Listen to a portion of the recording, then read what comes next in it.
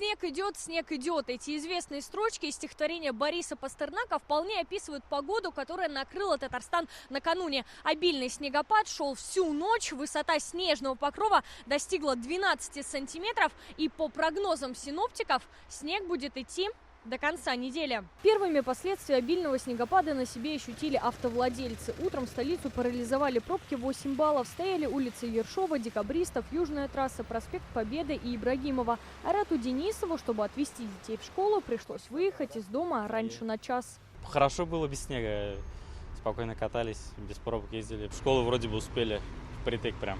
Снегопад внес коррективы в работу международного аэропорта Казань. Рейс из Стамбула, который должен был приземлиться ночью, перенаправили на запасной аэродром в Самару. В СМИ появилась информация, что некоторым пассажирам пришлось добираться до Казани самостоятельно. Как итог, обратно в Стамбул борт вылетел с 12-часовой задержкой. Полдня в аэропорту провели 75 пассажиров. Ситуацию на контроль взяла Приволжская транспортная прокуратура. Куйбышевская транспортная прокуратура для пассажиров рейса в аэропорту организовала мобильную приемную. Прокуратура проводит проверку соблюдения прав пассажиров рейса.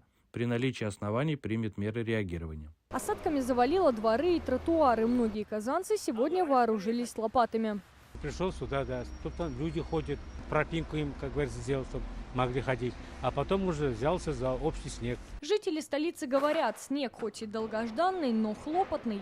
Где успевают, там чистят. Где не успевают, там не чистят. Автобус были пробки. Около остановок уже почищено, это уже хорошо. А двор? Двор пока нет. Сегодня тяжелее стал добираться заметно уже, да. Уборку снега убирают, стараются. Я думаю, сначала центр убирает, потом край будет убирать.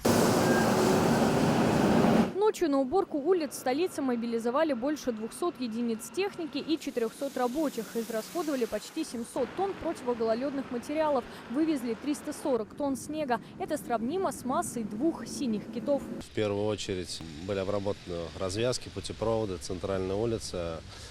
Сейчас уже заходим на вывоз дорог 2-3 категории и поселки.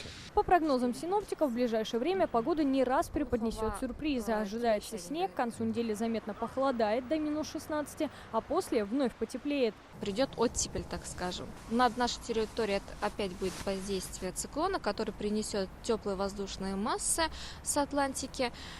И могут даже быть осадки в виде снега с дождем. Метеорологи говорят, снежный покров лег до конца зимы. Алена Струминская, Рамзиль Гарипов, ТНВ, Казань.